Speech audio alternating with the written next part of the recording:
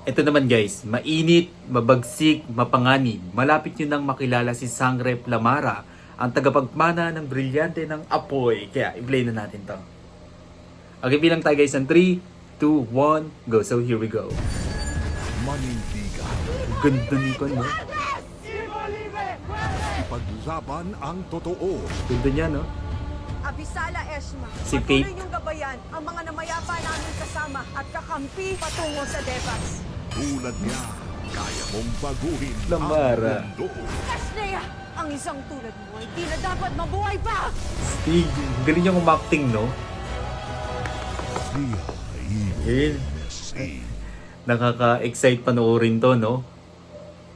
Grabe yung mga cast ng Encantadia Chronicles, no?